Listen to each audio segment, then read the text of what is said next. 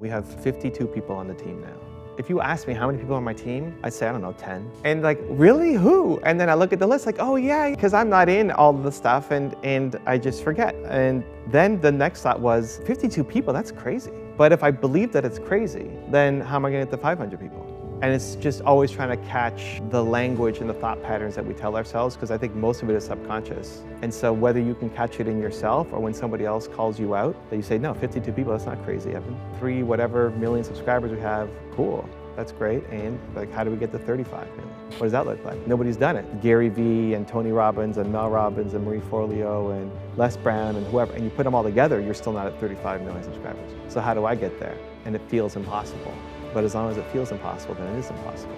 I mean, I think the world's biggest problem is people don't believe in themselves because there is no box. It's like, you can just walk. Why I do what I do is I hope that a video that I make, whether it's like this story with you or a Les Brown interview or whatever, that like that's the moment that somebody watches it and realizes, oh, I could just walk. There's no door. I'm not tied to anything. Need motivation? Watch the top 10 with Believe Nation. Hey, it's Evan Carmichael, and I make these videos because as a young entrepreneur, I struggled to keep my business going. I had no friends, I had no mentors, I had no role models. And the thing that saved me was learning from the success stories of famous entrepreneurs. And in their stories, I got motivation, and I also got strategies for what I could do to grow my business and not stay stuck. And I still need their stories for motivation today. So today, let's learn from me and my team's take on my top 10 rules for success. Enjoy. Rule number 2 is embrace change. Everything in your life will change when you realize that you do not want an easy life. Stop praying for easy. Stop praying for convenience. You don't want it because you don't want to photocopy your life every single day over and over and over and over again. You want variety. You want change. You want something different. But with that variety comes uncertainty, comes pain, comes challenges. And from that pain comes purpose. Ultimately, your purpose comes from your pain, and the more pain you go through, the more challenges you take on, the more you stretch yourself in your comfort zone, the more you're going to be able to reach down and help somebody come up to your level as well. You can only help people to the extent that you have been through something. So the next time you're going through some pain, tell yourself, this is the best, because it's your chance to show yourself and the world what you're made of and will define the impact that you will have. Rule number 3 is adopt a healthy lifestyle. This morning, I did my walk outside, I did my yoga, I did my stairs. With the cold, I'm gonna try a couple things. 1, I'm gonna try wearing fewer layers when I go outside. It's becoming winter here in Canada, and it gets really cold in winter in Canada. So I'm gonna try to embrace that a little bit more and wear fewer layers. 2, I do a cold splash every morning. So one of the first things I do when I wake up is I just put a whole bunch of cold water all over my face. So I'm gonna keep doing that. And then 3, after every workout, a cold shower. So I did it this morning. After my yoga workout this morning, turned on the cold, went in, making sure to get it on the backs of the shoulder. This is from Tim Ferriss. That's where the brown fat really lives and comes alive.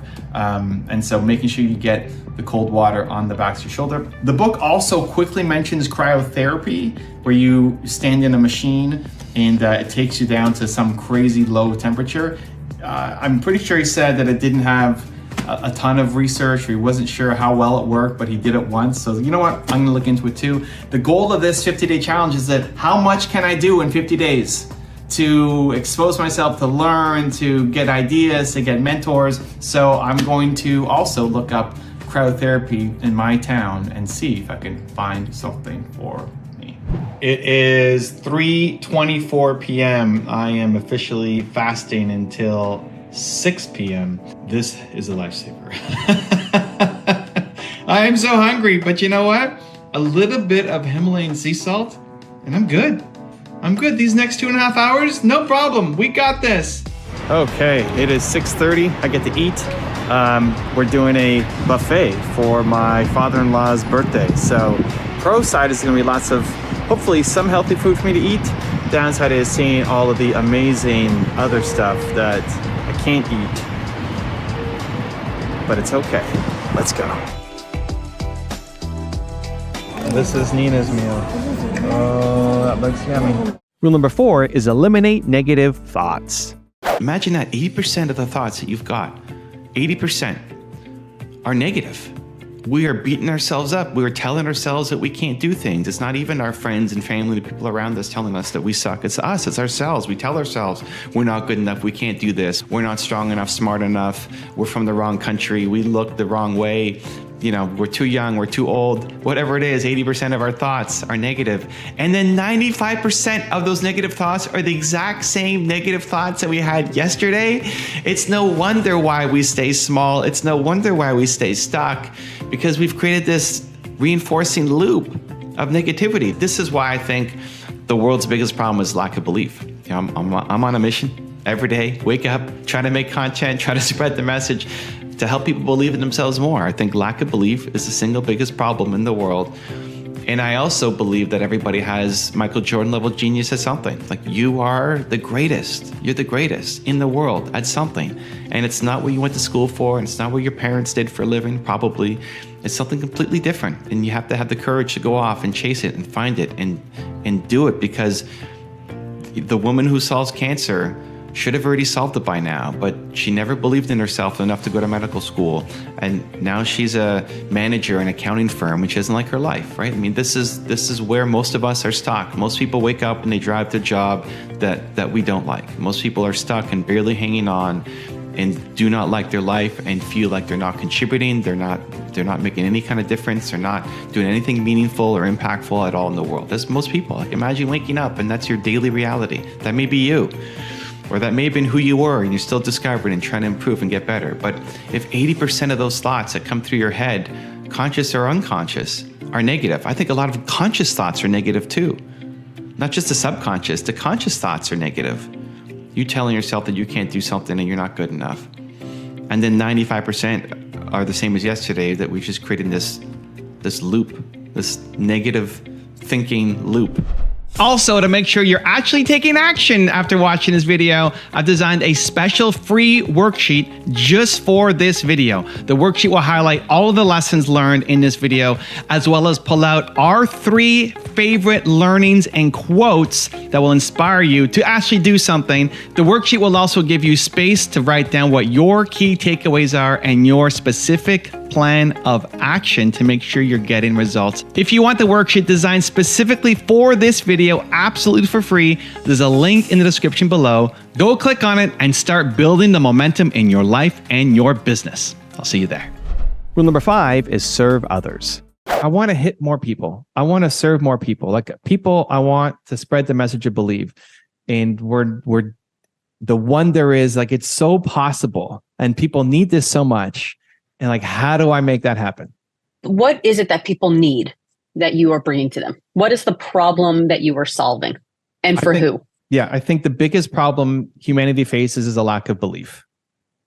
I think In themselves? In themselves. Yeah. Okay. Like, I think whatever cancer should have been solved a decade ago, but the woman who would have solved cancer is a manager at KPMG doing a job she hates because she never believed in herself enough, right? That's my, like, we solve self-belief, you solve every other problem in the world.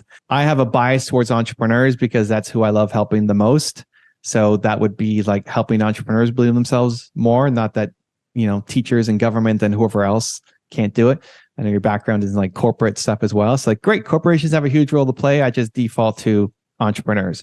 But the problem I'm trying to solve is helping people believe in themselves more. I think the way to do that is content at scale. People get to learn from you today and learn to have more self-belief, even though like one-on-one time with you would be insanely expensive. But through my journey, hopefully they can learn a little bit as well through this session. So that's what I'm trying to solve, and for who. Rule number 6 is stay present. Hey, if you're present-minded, you're going to be a lot happier. You're going to be a lot more focused, right? If you're just thinking about what you should have done or what might happen to you, you're not actually able to be productive and get stuff out right now in the present. And so the job becomes, how do I stay present? And I think a lot of that is accomplished through meditation for most people.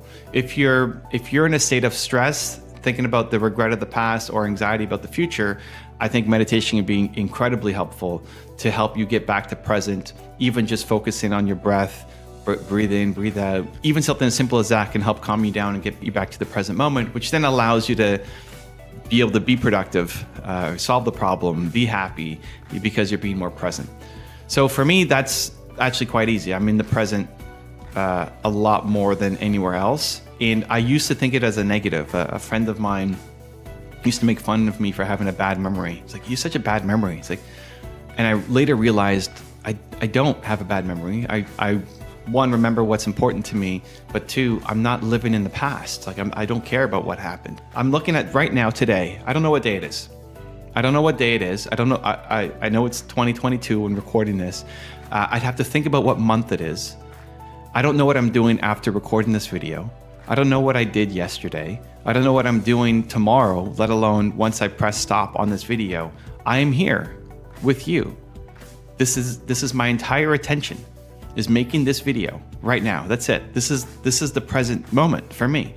And what I've discovered is this is meditation. At least the portion of it where you're getting back to present moment. If that's one of the main benefits of meditation, then this is meditation for me. I'm only in the present moment right now, being here, talking with you guys, and that's it. And I realize that most of my life is lived like that. Yes, I love planning for where I'm gonna go, but most of my time isn't spent in planning, it's in executing, in doing. And I have to look at my calendar to see what I'm doing tomorrow or what I'm doing. When somebody asks me on a Wednesday, what's your weekend gonna look like? Weekend? I don't even know what I'm doing in the next hour, let alone what I'm doing this weekend. And when people ask me on a Monday, how was your weekend? It's like, I don't know. That was yesterday. That was 2 days ago. I got stuff to do right now. I'm working on my life right now. And not just work, even just enjoying, even just life, even just me spending time with my wife or my son or on a trip. It's like, let's enjoy this moment where we're at right now. And so if that's you, I would introduce the idea of, hey, that's a different perspective shift. Like maybe you are meditating right now and you might be overjudging yourself, because if you're in the present, that's one of the biggest benefits. Rule number 7 is improve your sleep. I use the Fitbit watch and it tracks my sleep and it gives me a score every day for how well I slept. And I've hit, I think, 89 out of 100 as my best sleep score. And what I would love to do is to improve my sleep score. One of the best things of having a wearable is you have something that you can track. So I want to find a way to consistently be in the 90s and having excellent, amazing, world-class sleep. So on the first day that I was tracking that I did not use earplugs, I got an 88 sleep score, which is pretty good, already up there. When I moved to I don't have it anymore, I threw them away, but I had the kind of black, just ones I think I showed earlier in this video. Very standard, just kind of run-of-the-mill black earphone. They didn't do anything. I got an 80 sleep score, but they were barely in. It wasn't really pulling anything, any of the audio out. Then I went to the hardcore ones, and these ones are amazing. These are the ones that I wore at the Tony Robbins event that I was right up against the speaker and it really pulled it out. So if you want a good earplug, whether for sleeping or not, the brand is called Heroes. Heroes, but with an A, so like Heroes. There's only one left in this pack. Extreme protection earplugs, 14 pairs, NRR33, I think that means something. These are amazing at knocking out the sound. So on the first day, I got an 84. So nothing, no earplugs was 88. Black earplugs, kind of standard earplugs, got an 80. These earplugs went up to 84, so we're going the right direction. On the first night. On the second night, though, it actually fell down to 73. What happened was I had this in, and when I was sleeping, it caught on the side and it jammed further into my ear, and it hurt and it woke me up, so I didn't have as good a sleep. And so I decided, I'm not going to wear it. I'm not going to wear it the next day, and I haven't gone back to it. So overall, I don't think earplugs are the solution for me. So I'm not going to ongoing be using these. I think the main reason is I don't mind ambient noises. You know, if something broke or something fell or there's a loud noise, a crash or bang, I'm gonna wake up. But overall, I kind of like the ambient noises. It's kind of like, you know, a sleeping machine with the white noise, or I used to fall asleep listening to sports radio at night. I like having a little bit of noise going on. So the earplugs are not helping me improve my sleep quality. I don't think they're hurting, except when it jams into my ear and it causes a lot of pain. So I don't think it's hurting, but I don't think it's helping me. Rule number 8 is be disciplined. Discipline is your missing ingredient. You've got the heart, you've got the care, you've got the desire to serve, you know you could be doing more, you want to do it for the right reasons, you're not just here to make money, you're here to have an impact and to grow and do amazing things. You know you can do amazing things. What's missing? Discipline. There's just a lack of follow through. It's the constant start and stop and start and stop and start and stop. And for me, there's nothing more, not just frustrating, but sad than seeing somebody who's got so much talent and so much potential and so much of a heart, and just seeing them not win because they're not following through, because you're just not doing the consistent enough work that you're motivated and inspired, and then you're not anymore and nothing happens. And one of the only things that saved me, one of the only reasons why I'm here making these videos and you're watching, and I've had any success in social media, is because I just was disciplined, that I just kept making videos. One of the things I love sharing is my journey of YouTube, because I was not an overnight success story. Every month almost, I'll post to my socials of how I grew month over month, year over year on YouTube.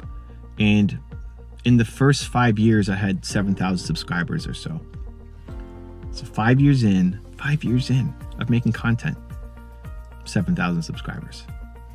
A lot of you are already ahead of that. A lot of you could get there a lot faster than me.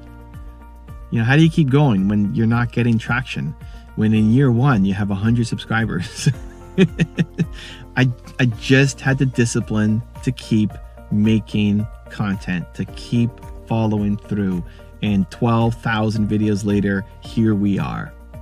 And people can get there faster. You don't have to be as slow as me. I took a long time, and I had a lot of issues. I was shy and insecure and introverted, and felt like you had to be, type A personality to win, and all of these limiting beliefs, all sorts of issues. And you can get there a lot faster than me, but it still requires a discipline to follow through and do it. And I really think it's one of the only things that saved me. Rule number 9 is change your environment. The environment makes such a huge difference for who you are and your daily habits and what you believe about yourself. And the environment is not just the people who are around you, although that definitely helps. If you've got negative friends or family around you, you want to eliminate them completely or spend a lot less time with them, because it's really, really, really hard to have a beautiful plant grow when it's just toxic waste being poured on top of them. Doable, but really, really, really difficult. And so changing that can really help. And one of the best ways I found to do it is content. It's content. It's why I make so much content for these channels, that hopefully you wake up today and there's a piece of content there waiting for you, whether it's me or showcasing somebody else. Across all my channels, we're making multiple pieces of content every single day to try to hit it in the right way. Maybe today's message with the right voice is the one that makes a difference for you. And if you can shift the amount of entertainment you're doing, or just shutting off the world, some of the content that you consume just helps you shut off the world and escape, versus educational content that helps you learn, improve, get better, and solve the problem, right? Entertainment is let's forget about the problem and just laugh at something else. Education is let's learn to actually fix the problem that is happening in our life, right? I want to lean in on that a lot more. It doesn't mean that entertainment doesn't exist in your life. It's not only education, but if you can shift the needle towards education, to be around the people who inspire you, even if you've never met them, it can really move the needle for your inner dialogue and your self-confidence. And rule number 10, the last one before some very special bonus clips, is press forward. I am not feeling so hot this morning. Don't know if it's just the lingering effects of the variant or what, but just super low energy, a little nauseous, a little dizzy, but still getting my sun, still getting my walk, still gonna do my fast, and still make as much progress as we can. Some days you can do more than others. Just make sure on the days that are less than others that you're still getting something done, that you don't mail it in, that you don't give up, that you don't quit. What's the quote? Sometimes you can fly, sometimes you can take the car, sometimes you can run, sometimes you can crawl. Just keep moving forward. Keep moving forward. When life gets hard, when you have every reason in the world turn back. What do? You press forward. Who's watching a YouTube video for 3 hours? The entire world, right? Like think about, if you're going to teach, if you're going to make a video talking about how do you become an influential leader, where am I going to learn that from? Nobody. And the people who are sharing it, like go to YouTube and search, people are talking about it. Are they as good as Rory Vaden on that topic? No, it's like somebody who came from Instagram and, you know, they're 25 years old and still trying to figure it out, but they're gaining a lot of traction and attention because people like you who actually know what they're talking about aren't on the platform. So there's giant demand and consumption and very little supply period and almost no quality supply. So like, am I too early? Am I too late on YouTube? We're just getting started inside of education. So if I wanted to learn how to become that influential leader, if you did a 4-minute video, how much are you going to teach me in 4 minutes? Not a lot.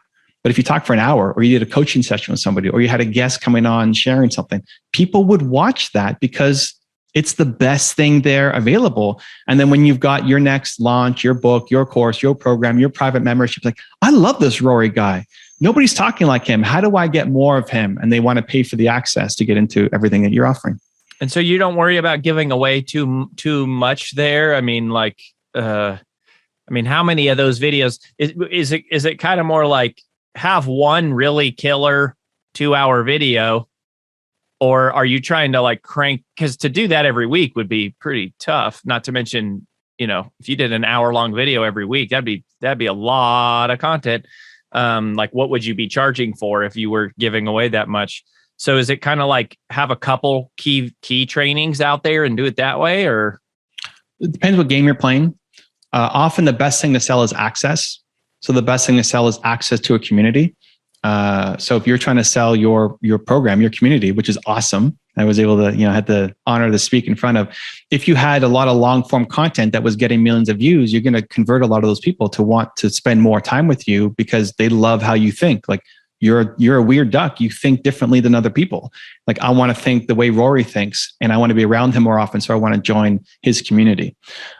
It's less about the actual ideas. A lot of people have paid programs. A lot of the same content is in the YouTube video as in the paid program. It's just packaged all together, so it's easy to find. It's sequential. There's community. There's access, and so that's really what we're selling, not just the information. I'm giving you I got nothing to sell here. I'm giving you the best. Like you're asking me questions. This is what I do. This is what I teach. People will still, some of the names that you mentioned, want me to help them with their channel. I'm telling them the same thing that I'm telling you guys right now here on Rory Vaden's show, right? So that I think builds credibility, builds trust, and it makes people want to have a deeper relationship with you and buy all of your stuff. If you're not happy right now, it's probably because you're not growing. Humans want to grow. We want to learn. We want to improve. We want to get better. We want to feel like we're making meaningful progress somewhere. And when we feel like we're learning and growing and the work that we do matters, we feel great, right? If you felt great when you learned a new skill, when you helped somebody out, when you felt that the work you were doing was meaningful, it felt amazing. But if you have too many days in a row where you feel like it's too hard, it's too big, you're not growing, you're not learning, there's no hope, that leads down a really dangerous and negative path, not where we want to be. And part of why we become entrepreneurs is because we want to grow, right? Because we don't want to have a crappy, boring job working for somebody else, wasting our talents away. I remember I didn't have that many jobs, but I had a landscaping job, which was super boring, just every day, just rolling out grass. And then I had a data entry job where this really turned me off of the corporate world, where I was doing the work of, we had 5 people on my team, and I was doing more work than all of the others combined. And I didn't take lunch breaks. I just kept working. And my boss wasn't happy that because I was overhead lighting gave me headaches. I used to have to bring in some snacks like food or popcorn or carrots or something so I didn't get crazy headaches. And my boss didn't like that I was eating a snack while I was working. And I got into trouble and almost got fired, even though I was doing more work than my entire team combined.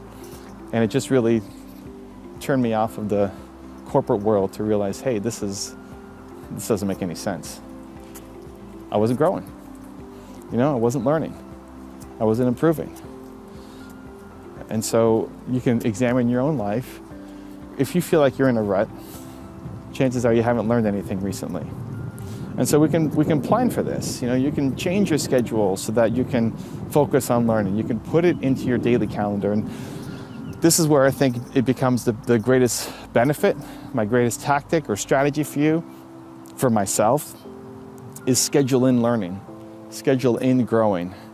So for me, it's my own videos. I make these videos hopefully for you, that you learn and improve and something sparks for you, but I make them for me. I make it for me because I need it, because I need to be around people who are doing big things, and that I know that every day there's a video for me. It's going to be positive, it's going to be uplifting, it's going to spread belief, it's going to be motivational or inspiring, it's going to be tactical, and I know that on my channel I'm going to get content that I want. And so I've hired a whole team and built a whole business basically around making content that I want to watch, and thankfully enough of you guys want to watch it as well that I can build a business and have a team. But if I didn't, or nobody else cared about it, I would still do it for me. It may not be as fancy, it may not have as much intros and all that stuff, but I would still have it for me because I need it. And so we tend to catch these things too late because it's not part of our habits and routines. So if you notice, you go to an event or you watch a video and you get all inspired and you got energy and you're working and things are amazing, cool, and then have weeks or months gone by and you realize, what happened to me? How did I fall off the horse so quickly? Where did my energy go? Has that happened to you? Chances are it's because it wasn't scheduled. Part of the entrepreneur roller coaster is because we're bouncing from one high to the next without having any scheduled in learning and growth. And so my challenge to you would be to try to figure out how can we schedule in learning and growing every day. And so it starts with figuring out, okay, what medium do you like the most? For me, I like videos. I like being able to see stuff. It just makes it so much easier for me. I'm a visual learner. Before YouTube was a thing, I learned from books. That was the best thing available at the time. Now, I still have a habit of reading 10 pages at least a night, but I don't get most of my learning from books. I get most of my learning from videos. But for you, maybe it's videos. If you're watching this, maybe it's books, maybe it's podcasts, something. Like, where do you get the best learning? And then the great thing about where we are right now is there's so much content, there's so many people to learn from, there's so many people creating things out there that you can go and learn from them. If I look at an Eric Thomas or an Oprah Winfrey, they have a similar message, just a different delivery style. And so whatever you want to learn, chances are somebody's already making content on it. And so just go and find them. And think about who you're following right now. Like, do an audit of who you follow right now. Who you're following on YouTube, who you're following on Instagram or TikTok, or what podcasts you listen to, or what books are you picking up. And how many of those people that you're following or subscribed to actually make you feel ambitious and hopeful and better about yourself and give you strategies and light you up and feel like you're learning and growing, right? This is the whole point of this. We're trying to make growing and learning a consistent habit. So how many people that you're following actually make you want to learn and grow? And how many of them are you just mindlessly scrolling through? When you load your Instagram or your YouTube and you're just scrolling and scrolling and scrolling and 2 hours have gone by, and not only have you not learned anything, you feel worse about your life because now you haven't been productive. You've just kind of mindlessly entertained yourself, but it wasn't even that entertaining. You realize, what just happened to the past 2 hours of my life? Has that happened to you? Cool. Unfollow those people. And it's not that they're bad people, just that content doesn't light you up. And then start to be around the people who do. And the easiest way is through content. So if it's my channel, hey, good news, we got content every single day for you. You'll never run out of Evan Carmichael content to watch. But it could be somebody else in marketing or business or entrepreneurship or personal development or whatever category you're in, to subscribe to those people and be around them as much as possible and watch their videos every day. Schedule it in. For me, I go for a walk every morning, call it my Believe Walk. I just like getting some sun on my face and fresh air and getting out of the home. And it just gives me some perspective and a little bit of motion and helps me set up my day. And then I'll have a video going. from my channel. And every morning will be somebody else. It'll be Elon Musk or Oprah Winfrey or Mel Robbins or Tony Robbins or Gary Vee or Tom Bilyeu or whatever. And that's what we do, is pull the best clips that I would learn from, and then we share it with everybody else. But that's a part of my daily routine. And I've seen my own growth and development and learning and bravery and courage and momentum and consistency be directly contributed and correlated to the content that I'm consuming daily.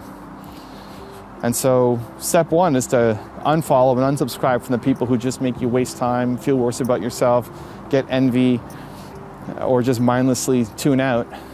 And step two then is to figure out, I need to make learning, you need to make learning, growing, a part of your daily habit. And so where in your calendar can that fit? If it's over breakfast, if it's a morning walk, if it's a afternoon lunch, like where in your calendar can you put learning from your preferred style, video, podcast, books, etc., learning into your daily calendar? If you did that, your life will change. If you did that every day for the next year, every day, if you did that, if you scheduled that in and you actually did it, and you watched a video, read a book, or listened to a podcast that inspired you, said, you know what, I can do this, I can do more, I can be more, I can accomplish this, I gotta stop thinking small and stop doubting myself and stop telling myself that I suck and I can't do it. I can do this. Like if you felt that energy every day from watching a piece of content that you intentionally put into your habits and routine, every day for the next year, your life will totally transform.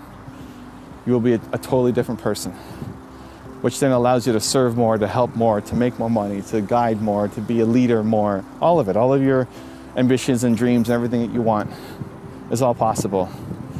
But you have to factor learning and growing into your daily, consistent habits and routine. Your energy changes how you show up. When you are happy, positive, optimistic, full of life, creative energy, you make amazing things. But when you feel negative, down, depressed, sad for yourself, low energy, you don't make amazing things. And this is not something new that I'm telling you, you know this. The challenge is we are not in a high energy state consistently enough to stay consistent on our goals, to follow through, to create the momentum. Because we allow outside forces as well as our internal voice to keep us small, to keep us protected, to keep us scared, to depress our courage muscle. And then even though you have great ideas and great ambitions and a great heart and a desire to serve, it doesn't happen. It doesn't happen because the energy isn't connected to it. If you've got a big idea but low energy, nothing happens. You don't follow through. And you end up seeing other people with a worse version of your idea but just more energy, go off and do it. Have you ever seen it happen? You ever seen somebody make tons of money, have a huge impact off of your idea? Somebody with less heart and less vision and less creativity, but they just did it. They just got started. They just took action and just stayed consistent in their energy and they made it happen. And you didn't because you allowed the energy to dip. And so if energy is so important, then how do we manage our energy? How do we keep it high? And it doesn't mean that you always have to be on top of the world and you don't have to delude yourself and say, I'm amazing, this is gonna be the greatest day of all time. Like doing things that you don't believe won't help you get the energy that you need, because you'll do those things and say, this is BS, this isn't working. You don't always have to be in peak energy. But what you do need to do is be in the right energy to serve your mission and whatever you're doing today. So let me use me as an example, and today is a great example because I did not sleep well last night. Had 2.5 hours sleep, just tossing and turning and just could not get to sleep. So I slept from like 6:30 to 9 o'clock, did not sleep until 6:30 in the morning. And that is thankfully a rare occurrence. Most nights I get 8 hours sleep, 7.5 to 8.5 hours sleep. But on a day like today, when I woke up and did not have a ton of energy, I did not wake up and say, yes, I feel like crushing it, let's go. And I didn't want to do something that would feel fake and disingenuous, because if you don't believe it, then it's not going to happen anyway. So what did I do? Well, first off, videos have to happen today because that's part of my identity, right? So momentum has to happen. So if you start to train yourself and you create a calendar and say, okay, Today is a blank. I'm filming this on a Tuesday. Today's a Tuesday. Tuesday's my video day. No matter what, I'm filming videos. I gotta film videos. It's gotta happen. It may not be my best video, but I'm gonna show up and give it the best that I've got. The best energy. This is a lot lower energy than I would normally show up with a video, but it's a different vibe. It's a different kind of energy, and hopefully it still serves. And maybe you like and connect more with this energy than Evan yelling in the car. I don't know, but videos have to happen. First off. Second, get outside. Get outside, get fresh air, get some sun on my face. If you want to change your energy, you want to shift where you're at and how you're thinking, because it's part physical energy, but also just mental energy. How do you feel about what you're doing and what's going to happen today? And getting out of your home, changing your physical environment, and getting some sun on your face can make a huge difference. So every morning I have my Believe walk, and I'm walking around the park, getting some green, getting some sun. Hopefully it's not raining. Today's a beautiful day. And already it starts to make you feel a little bit happier, a little bit more in the right energy space. Music is a great way to change your energy. And often what we do is we put on songs that make us feel how we currently are. So if you feel sad, you put on a sad song. If you feel low, you put on a low song. If you feel chill, you put on a chill song. Where what we want to do is, if you want to change your energy, put on a song that matches that energy. If you want to feel happy or upbeat, put on happy or upbeat songs. I have a playlist on my channel called #Believe, all caps on the letters, Believe. That's all of the songs that I listen to. And every day I've got that playlist going. I pick a random song and it just starts playing. And they're all songs that if they came on, it would make me move. And when you move, you start to change your energy. What I'm trying to do is, again, not create some fake energy, but something that I can actually connect with. I'm putting on songs that I actually like. I actually like having some sunshine on my face. I actually like doing the work that I'm about to do. But it requires you showing up with a certain level of energy.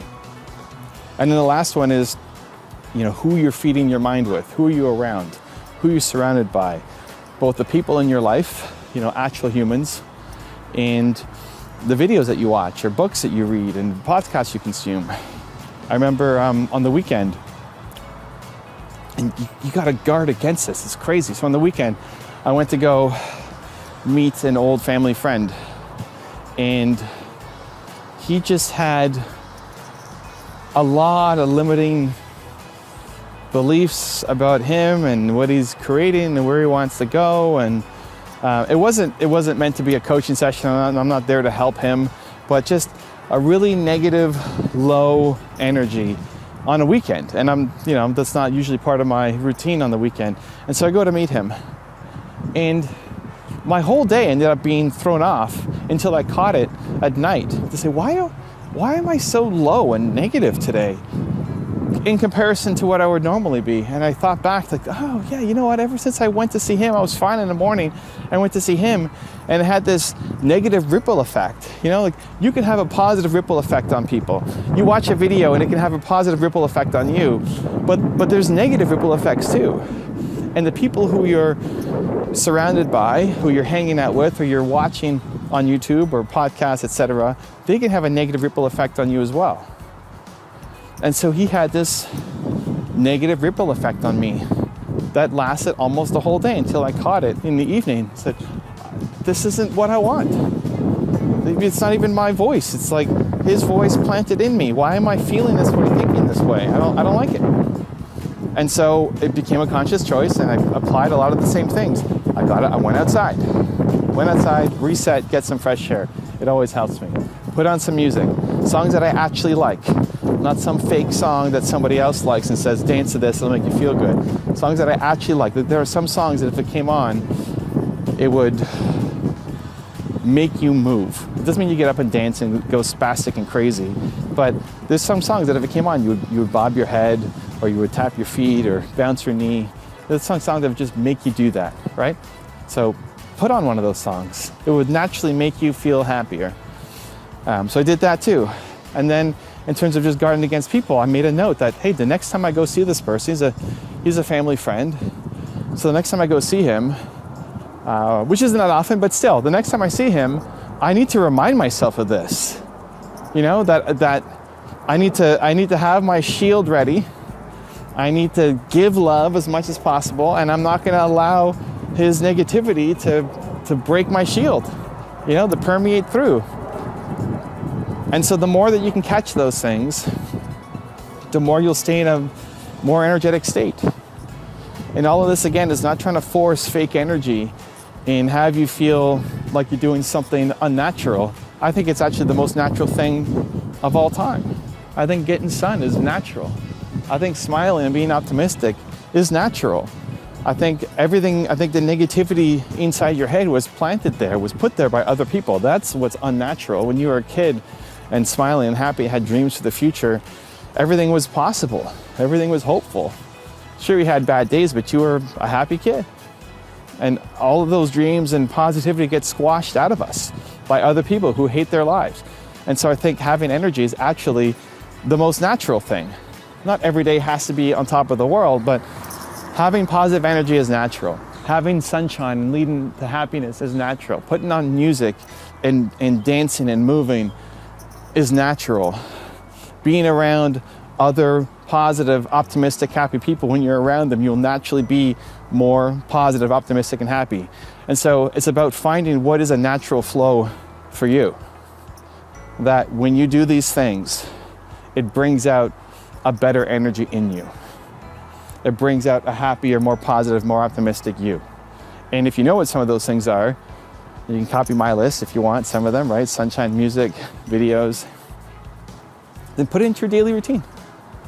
Put it into your daily calendar. Every day, this has to happen. Because if you did the thing, just imagine this.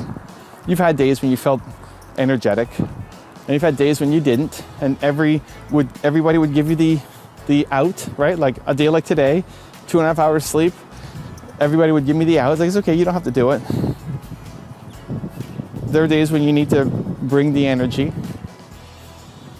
If you did that every day, just imagine, for the next month, every day, you did the thing that puts you in a better energy state.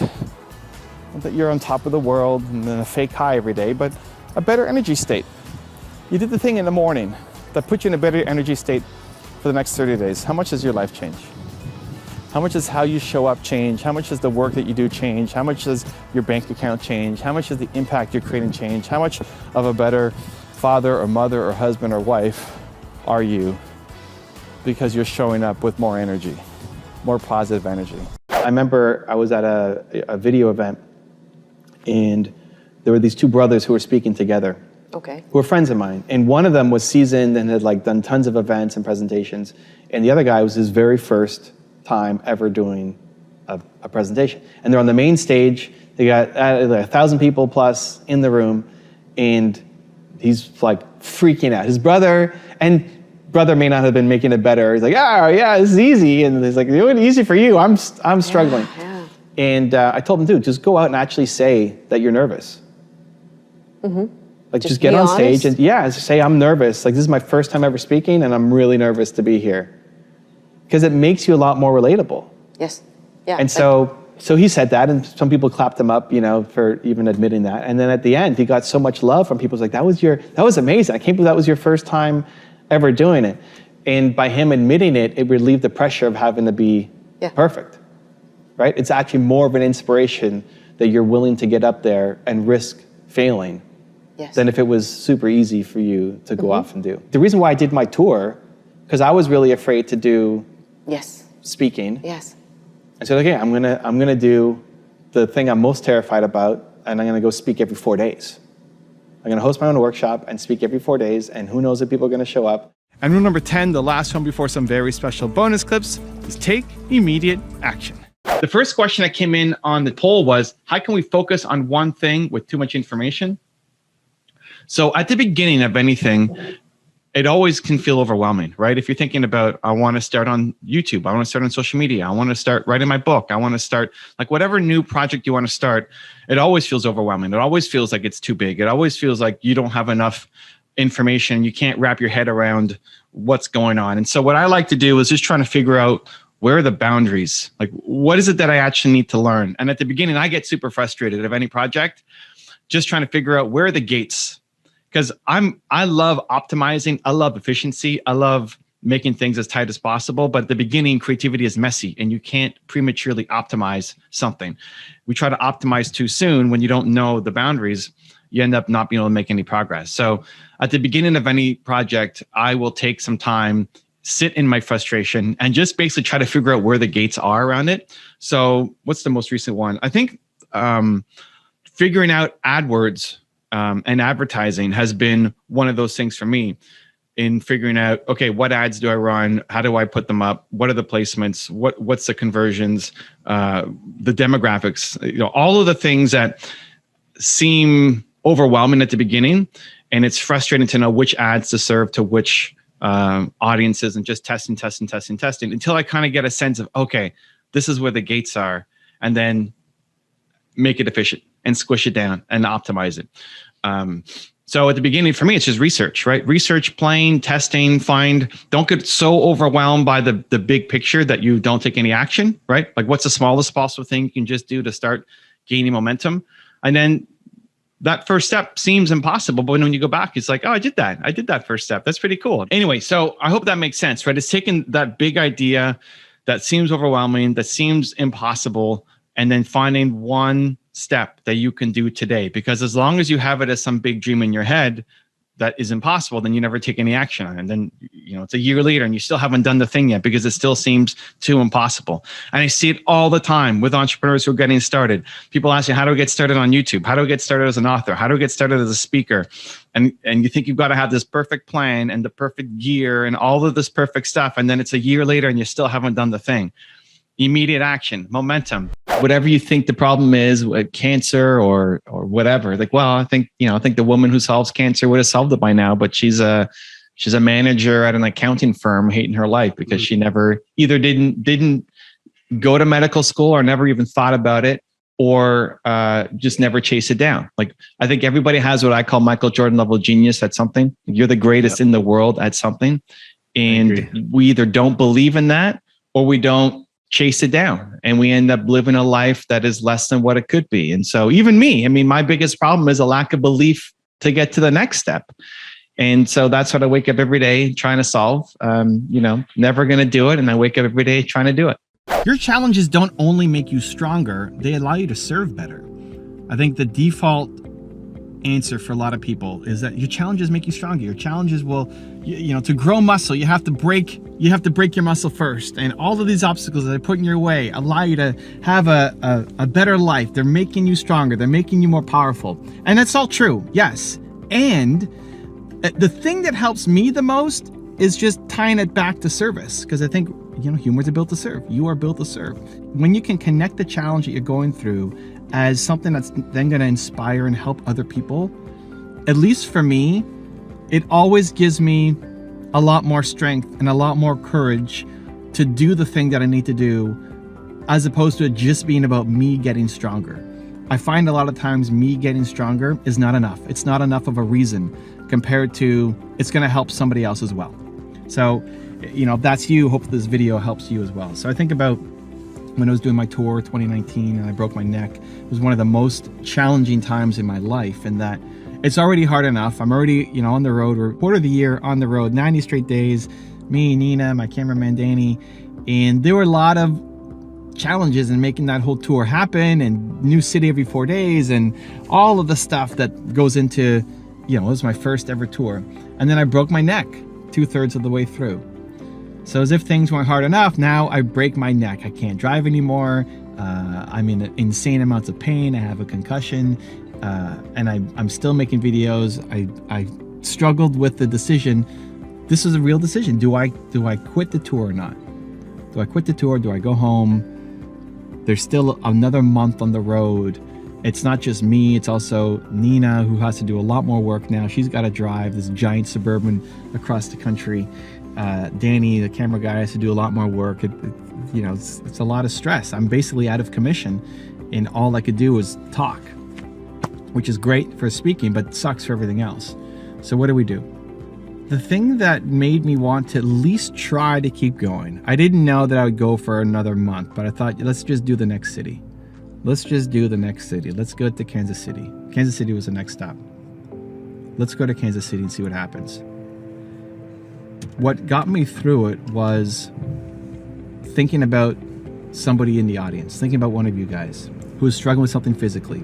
Up until that point, I dealt with a lot of mental issues, mindset issues, things like believing you're not good enough, lack of self-worth, you don't have a message to share, imposter syndrome, all of those things, right? Even here, we're filming, we're about to go through a car wash. We're next, so we're probably gonna get some crazy noise. I have to talk loud. I used to be so worried about that stuff that I wouldn't film. Like, oh, I can't film going to a car wash, you know, the noise, whatever. Now I look at it as opportunities. Like, let's go. Like, that's not a good enough reason. Maybe the video quality sucks. I hope not. Maybe you can't hear me loud enough. I hope not. But not letting those things get in your way, because that stuff happens all the time. Was it hard for you to dig inside and say, I'm going to work on Evan? I love taking on new things. Like, you have a different modality that you want to... Nobody's models ever quite fit me, so it's cool, but I'm happy to try on the next model. You guys, you have your 8-step personality test? Cool, I'm a electrifier. Awesome. Like, it never quite fits, but all of them are good paths. Like, I'm not locked into one modality, like it's got to be the Colby score, it's got to be the Myers-Briggs, there's got to be the whatever, but they all teach you a little bit about yourself. Even down to, I just had my DNA tested, and from the DNA test, they show you, hey, based on your genes, you're more susceptible to these kinds of foods and this kind of activity and all this kind of stuff. Like, okay, those are like, they're averages, so it's a good starting point. I love trying stuff. I love trying stuff for me to learn and also to demonstrate to other people that go try stuff. Be the change you want to see in the world. One of my favorite quotes, Mahatma Gandhi. If you're not happy with something, you're not happy with a situation, you fix it. That's why entrepreneurs are going to solve all the problems. As much as there's government and big business, I think it's entrepreneurs, it's us. We're going to solve all the world's problems because we see a problem and we want to fix it. We want to solve it. That's what we do. That's the most exciting part of being an entrepreneur, is that you're not waking up and driving to some job that you hate, where the work you're doing does not matter, has no meaning, and instead you get to do something that is actually going to touch somebody's life and that is meaningful to you, right? You get to pick, you get to decide, you get to choose, and we're trying to make the world a better place. We're going to make money doing it too, but mission first, purpose first, and then making money along the way in service of others.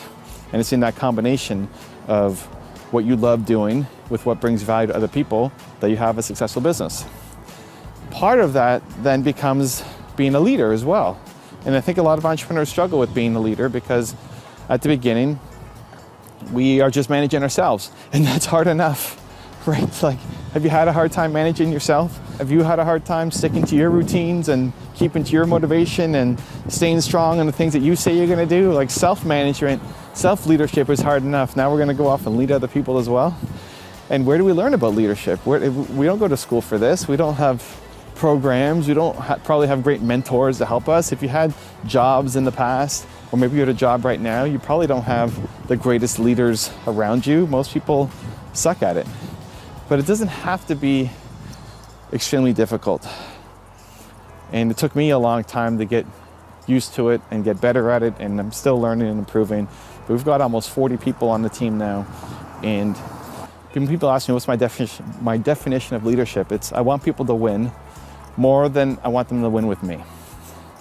And so the key becomes wanting the humans that are on your team to win as humans more than you want them to win with you. That you can have this little disconnection. Obviously they have to do the work if they're gonna work with you, but sometimes the best thing for them to do is to move on. Not because they're not doing their job, but because it's the best thing for them. And so when I connect with the people on my team, it's always trying to figure out where do they want to go? What do they want to learn? What do they want to improve on? And I see everybody as running parallel paths with me. So the people around you, the people, even us right now, what we're doing right now, this is a parallel path. You've decided to watch this video. I decided to record this video, and we're sharing this moment in time. And maybe you never watch another Evan Carmichael video again. Maybe you end up watching all my videos and we end up being partners on some future business. Who knows? Maybe I'm seeing you every day in the future. But as of right now, we're on this parallel path together. And when somebody's with you, walking down that parallel path, the goal of a great leader, I think, should be to try to make that person leave better than how they came in. right? Have you ever heard the expression, or maybe it's just something my grandfather used to tell me about, when you go to a hotel or you go to a new city or you go to a new event, they always try to leave the place better than when you came. And hopefully that's our goal for life. In this life, we try to leave the world a little better than how it was when we came in. And so if you take that approach to leadership, that when you're with the people on your team, and maybe it's for a week on some really short internship, maybe it's for a year, maybe it's for 5 years, 10 years, maybe it's for their entire life with you, that they have left a little bit better than when they came in because they got to hang around you. And not taking it as an ego play, like I'm gonna make this person's life better because I am so amazing. It's more out of care, genuine care for the people on your team. And I think when we're first hiring, we suck at it. Most entrepreneurs suck at hiring. Most entrepreneurs, their first employee is not with them, a year, 2 years, 3 years later, because they hired the wrong person. They have no idea how to manage that person. It's not that that person sucks. It's more that, you don't have the skill set. We don't have the skill sets at the beginning to know how to even find the right person, let alone manage them.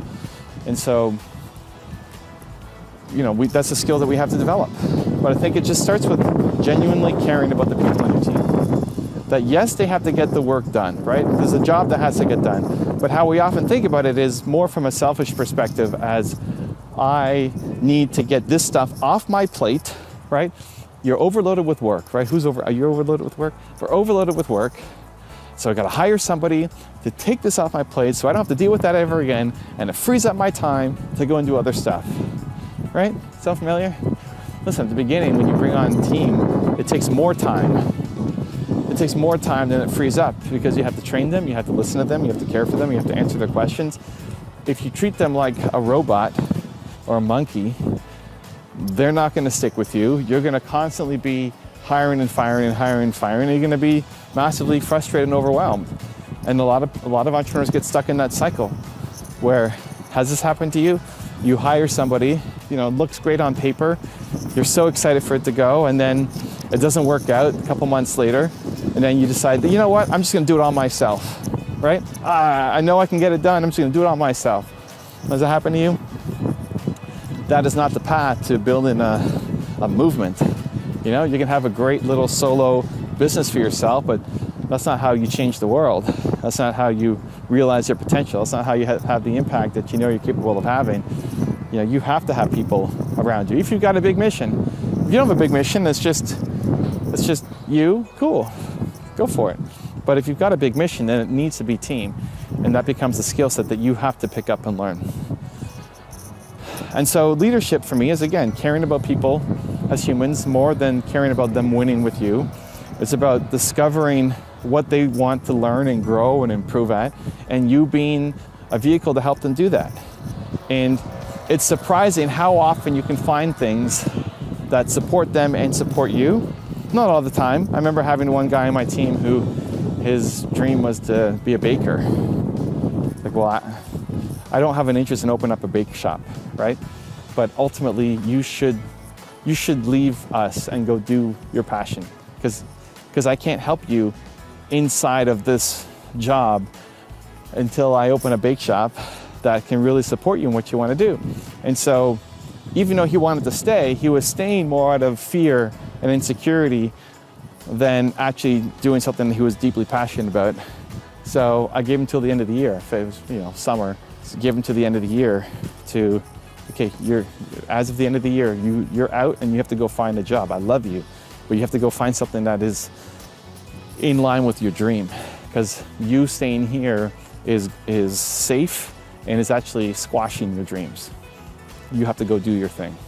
And so, he had to go and move on, and was appreciative for it and giving him time, not like, okay, you're fired next week. And then you have other people though, and usually you can find something inside of what they care about. So the amount of people who I've met on my team who then they want to learn graphic design, or they want to learn Photoshop, or they want to learn copywriting, or they want to learn how to come up with good titles, or they want to learn better communication skills, or they want to learn, they have their lists of the things that they want to learn. It's cool, as long as there's something that we've got that can help you with that, some kind of program, some project, something that can also bring value to the company, then let's do it. Because when people are working on the things that they feel like they're growing in and they're learning in, they're gonna, it's just a good thing to do because it's from the heart, you know? And when they feel connected to your heart, everybody's happier and more productive. But it's also just good business strategy. If you wanna just put your XO business strategy hat on, it's great. This is how karma becomes practical. If somebody's engaged and they feel like they're learning and they're growing and they're improving, you're gonna get the best of them versus if they feel bored and stuck and learning nothing new, right? That's what most people do in their jobs. And honestly, the bar for leadership is so low. It's so low. Most people wake up and drive to that job that they hate. So all you have to do, to be honest, to be their best boss is probably just to not be a bad boss. You don't have to be a great boss. You just have to not be a bad boss. You just have to treat somebody like a normal human being and actually have a little bit of care and compassion and curiosity to see them win in life. You do that, you're already probably their best boss of all time. I think that's a pretty low standard, but it's a great starting point to then be able to say, hey, no, I want this person to have come out of my organization, whether that's in a month or year or 10 years from now, a better human because they were with us. And it's totally possible. It's just a mindset shift that these people are on your team because they have something to prove as well and they want to learn. And it's not just about you saving your time and dumping stuff off of your plate and giving it to somebody else so it can be all delegated away. It's that you are a leader and you care about people and you want to see them win. And you're responsible for making sure that they get pushed outside their comfort zone. You got a big mission inside you. It's a huge mission. And you can't do this alone. And you may not have the skills yet to be the leader that you want to be. Maybe not yet, but you've got a big heart. And honestly, that's the biggest skill that you ever need. The biggest difference between you and the people who you look up to are that they started and you're still thinking about it. It's one of the most frustrating things in helping entrepreneurs that I deal with on a day-to-day basis is that seeing so much potential in people, seeing so much heart and love and care. It's like you could be serving so much and helping so much and having such a big impact. And we're stuck. We're stuck. And this was me too. I was stuck. It took me forever to get started. And I thought I had to have the perfect cameraman. My first video, if you go back and watch it on my channel, I had my friend come and film it and record it for me because I was worried about it not being perfect enough, that I didn't know the gear and didn't know the microphone and the lighting and the setup. And I memorized the script because I didn't want to say the wrong words. I had to be perfect. Most of my early videos were still mostly voiceover, because I could write a script and have it perfect and just have B-roll and it wouldn't be me on camera afraid of making a mistake and saying the wrong things and messing up. And that's one of the main reasons why it took me so long to grow. You know, if you look at my journey of making, what, for 5 years, 7,000 subscribers, something like that, I was stuck. I was too afraid to do the next thing. I was too afraid to get in the race. I was making content at least. That was one decent thing. For whatever reason, I stay consistent on doing stuff, but I was afraid to take the next step, the big step, to go off and do it. And a lot of you are already way better than I was when I started. And when I'm on interviews and I'm doing events and presentations, and I see the audience and I see who's there and I see the skill and the heart, it's just this is the thing that kills me the most. It's like the heart. It's like you've got such a good heart. You want to do so much. And then there's just no action. There's no momentum because of the fear. If you could make one change this year that would really move the needle, it would be to stop judging yourself for the content that you're making or the product you're putting out or the service and just expect it to suck and keep going. How does a person, for lack of better terms, a broken person, get over that to be able to help other people that might be when they themselves haven't healed yet? For me, serving is part of the healing process. So for me to heal and get better, I need to be helping others, right? So you saw me on that tour. Pittsburgh was, if it wasn't our first stop, it was one of our first stops. It was number one, first stop. And then we went to Cleveland, the last stop. And you saw the difference with me. Cleveland, I had a broken neck. I don't know if you stuck over to the end, like that. I was on the floor for 45 minutes just at the end, because like I was gone. I gave everything. But we had a real decision when I had broken my neck, like, do I keep going or go home? And everybody was saying go home. Like, it's crazy, you go home. Everybody would understand if you go home because you broke your neck, you have a concussion, all this.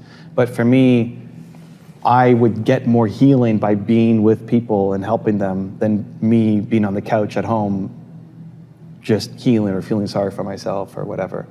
And I had all sorts of, you know, I was gaining lots of weight because I wasn't moving around. I had like this giant scab on my forehead. I wasn't thinking as clearly as I normally would be. The events were worse, right? I didn't have the same energy. You know, you saw me at the end in Cleveland, but I still didn't have as much energy there as I did in Pittsburgh when I first started, because I wasn't moving around. I'm sitting there for 4 hours with ice packs on me. But that became part of my healing process.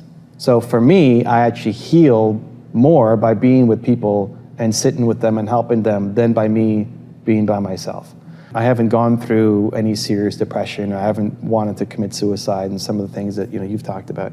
But one of my favorite expressions, I forget who said it, was like, don't suffer alone. You know, like when you're alone, when you're suffering, just don't be alone. Reach out to somebody, have a community, have a group, have a friend, so you're not by yourself, because you can do stupid things when you're by yourself, when you're really in really dark places.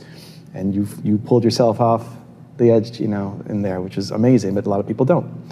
You're never fully healed, I don't think, but you gain more healing as you continue to help people. At least that's what I tell myself and what I find works for me. Burnout is real, but I think most burnout happens because people are not doing the thing that they actually love doing. It's not just about being busy and keeping your mind occupied all day. You can be busy and hate your life and get burnt out. If I was an accountant, I would hate my life and burn out in a day because I don't like being an accountant. But doing this thing that I love, I put in way more effort, way more work, and I love it. It's been 10 plus years of still having my YouTube channel, and I'm not burnt out. If anything, I'm pushing harder than ever before because I love it. And so I think it's not just about being busy, it's about being busy on the thing that is your mission for life. Now, compassion fatigue is a thing.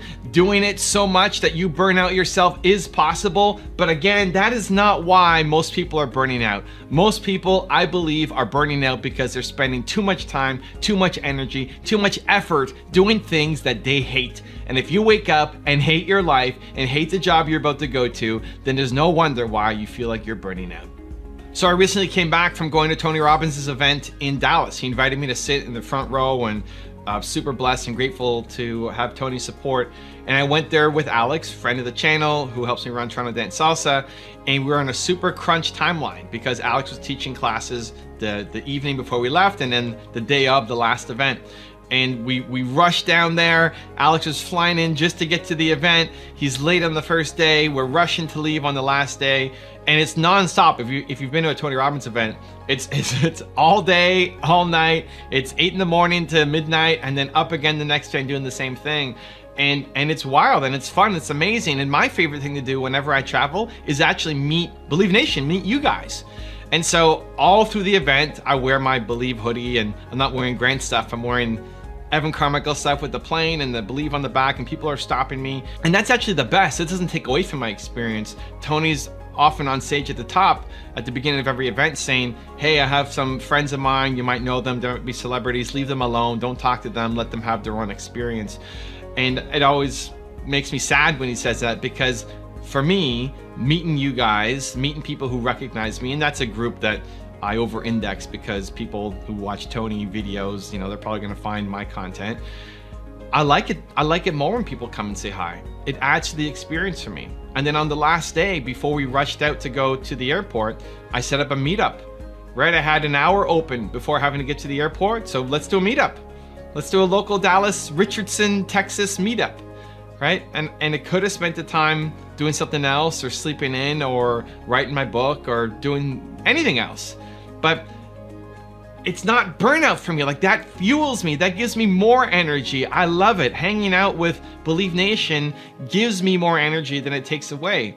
And I then took an Uber to get to the airport, and the guy who drove the Uber was actually in the meetup in Richardson. He's like, I gotta leave early because I gotta start my job. Okay, great. And then I book an Uber, and there he is. A total fluke, but amazing. And so it's a lot of work. You know, I was all day, all night, not connecting with my team, not doing the things that I'm supposed to be doing, and then I still make time to be with people and make a 1 hour meetup because that hour was open, and it fuels me. But if it was something that I hated, just that half an hour, just 15 minutes, I'd start to feel like I'm burning out. Like, I don't want to be here. Like, this is terrible. And so I think it's really important that you're doing work that you love. That would be a burnout for other people, but not a burnout for you because you love it so much. So how do you find it? How do you find the work that you love? I got a 3-step process called Who, Why, How. I'm going to talk about it in depth in my next book, but let's do a super quick analysis here to help you guys who might be struggling. Step number 1 is who. So your who is your most important core value. What is your most important core value as a human being? Mine is believe. It's the one word most important core value for me. So when you figure out what it is that you stand for as a human, you can then look at your life and see where you're falling short. If you're unhappy with life, it's because you are living incongruently with your most important core value. So someone whose core value is freedom, as an example, you can look at your life. Like, are you allowed to be free? Are you free at work? Are you free in your relationships? Are you free, in these different areas? If not, then you're not going to be happy. That's why you're not happy. Because your boss doesn't allow you to have freedom. Mine is believe. So believe has to be in everything that I touch. If there's a situation that's lacking believe, I'm not going to be happy with it. So that just gives you already an indication of who you are and starts to make sense of your life going backwards and allows you to plan it better going forward. So it's one of the most important exercises I think anybody can do. Figure out what your who is. Who, I, how. Step 2 is why. So why is your purpose? Your purpose comes from your pain. Your purpose comes from the deepest, darkest, most painful moment in your life. Whatever that was, your purpose is to help other people who are currently going through that thing. Whatever you struggled with, suffered with, endured, felt like you never want to wish that on your worst enemy, never want to go back and experience again that pain. That's what I'm talking about. You want to help other people who are currently going through that pain, because there's a lot of people who are currently going through that thing. Who you were X number of years ago, there's a lot of people who are currently like that right now. That's who you want to help for life. That'll never get old. That's your purpose for life. I want to help entrepreneurs for life. I believe in entrepreneurs for life because I struggled so much as an entrepreneur, and I want to make the path a little bit easier for everybody else. So that's your why. And your who and your why are constant. They never change. Your core values and your purpose are for life, and that's amazing. The last step is how. Who, why, how. How is your passion. How is how you got out of the pain that you were in. So you struggled with something. How did you get out of it? You may not be fully out of it. Maybe you're still on your journey out of it, but you're further ahead than you used to be. How did you get out of it? Did you read books? Did you watch videos? Did you meditate? Did you walk your dogs? Did you listen to music? Like, how did you get out of it? How did you get out of it? And that is a recipe that you can teach other people. How you got out of it was not some random one-off situation. You can teach other people. So I struggled a lot with my business. I felt worthless as a human. I wanted to quit. I told my partner that I quit. How I got out of it was modeling success. I looked at Bill Gates, how he started Microsoft, and I applied those strategies to my business, and we started to see some success. 20 years later, what am I doing? Still modeling success. Right? I want to learn from Grant. I want to learn from Steve. I want to learn from Kanye. I want to learn from these people. It's why I keep creating this content. How I got out of it was studying success, and now I teach other people how to study success. Right? How you actually go about doing it may change. When I first started doing it 20 years ago, it was through books. Right? Now it's through videos. And in 10 years, 20 years, it's going to be through VR and a bunch of other technologies that I'm sure are coming. But the how you got out is a teachable recipe that you can give to other people. So if you're struggling with burnout and you think it's because you don't love the work that you're doing and you know that you're destined for something greater, that you do have Michael Jordan level talent at something, but you don't know what it is and you want to figure it out, figure it out. This is the process. This is the easiest process I know of to get there. Figure out your who, your one word most important core value, figure out your why, your purpose comes from your pain, and figure out your how, which is your passion, how you got out of it, you can teach other people, and that will set you up for an amazing life with hopefully very little burnout and definitely a lot of purpose. Success is a habit. Success is how you showed up today. So for me, success is, did I put my best effort in, right? So as an example, today, all day, I'm just doing interviews, right? I had like 4 before you and another 6 after you. And my goal today is to create an interview that I'm going to be proud to show my grandkids, right? I want my grandkids, hey grandkids listening. Like I want this interview to be the one that I gave my best to and that my grandkids are going to listen to. That is success. At the end of the day, it's me saying I'm proud of myself for what I did, not hitting some goal. So learning to tie yourself, like what is success? Hitting 2 million subscribers, I didn't even want to celebrate. I didn't even care because the success for me isn't hitting the 1 million subscribers. Success for me is showing up today and having an impact. And so that's what I celebrate and pat myself on the back for every day, more than did I get a certain result. What a lot of times people do is they have this idea and you love the idea. It's like, this is my big idea. This is going to be my masterpiece and it's just going to change the world. And it's so exciting. And it's so easy to live in that future world of how exciting everything's going to be. But the more you live there, the bigger the idea gets. And then you realize, I need a team and I need to have all these people. And then to make that happen, I need to raise $1 million. And you just make it bigger and bigger and bigger and bigger that it becomes impossible to ever actually do. And then you get depressed. Like, I can never go out and do that. Like, who am I to go out and do that? Mm-hmm. Where what I encourage people to do is have a big goal, have a big dream. You need to, but then act small. You're thinking big and you're acting small. So whatever it is that you want to do, find one small way to just get started. So to start a YouTube channel, you don't need to have an editor and a researcher and a production team and be great at all of this stuff. Like, just do a video and expect it to suck and be okay with it sucking, and then just suck a little bit less the next day. Like, people will make a video and then, or they'll make their first product or whatever it is and it will suck. And then they know it looks good. They know that if they watch a big YouTuber or they see somebody else's product, they know, like, well, that's what looks good and I can't make that, and so I suck and I'm never going to try again.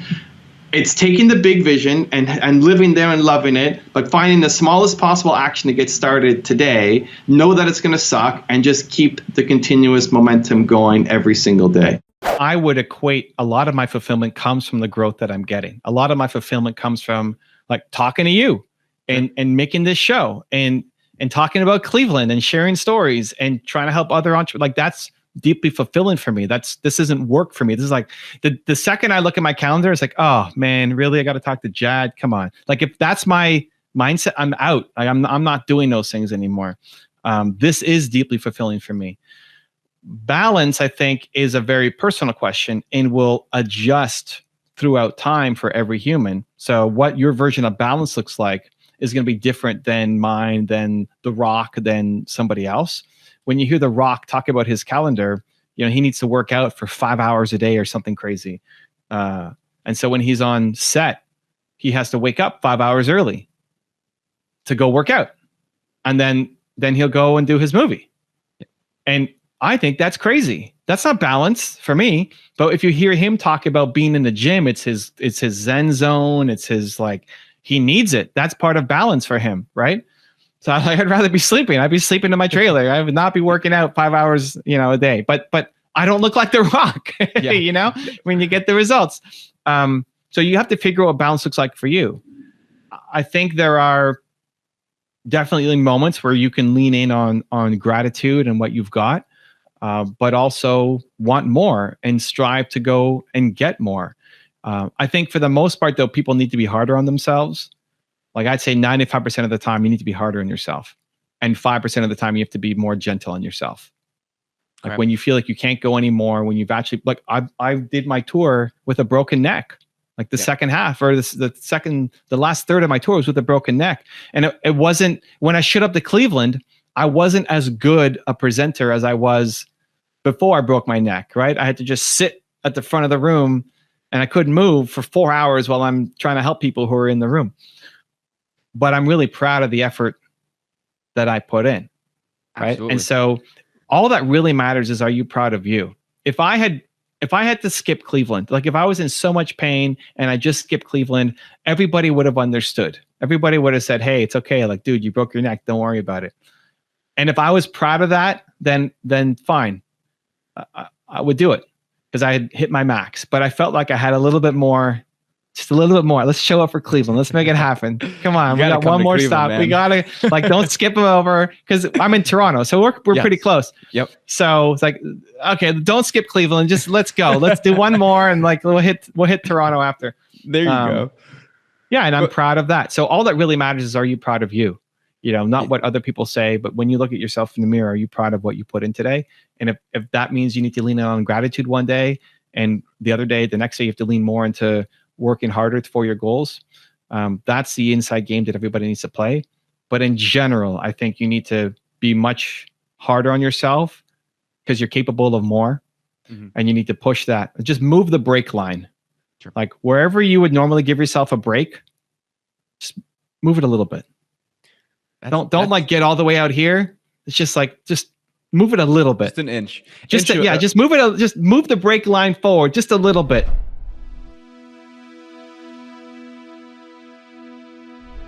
Because you made it this far in a video, I want to celebrate you. Most people start and don't finish. Most people never actually follow through. Most people say they want something, but they don't ever do the work to actually get it. But you are different.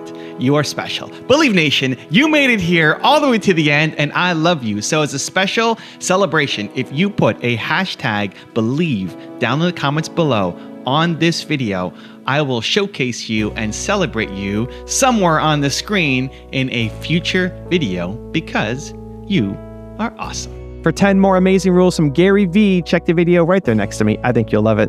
Continue to believe, and I'll see you there. I sit on top of almost 3,000 employees and 2 very large businesses actively as the CEO, and then on the board of 4 others, and heavily invested in others, and many other things I'm involved with. I have plenty going on.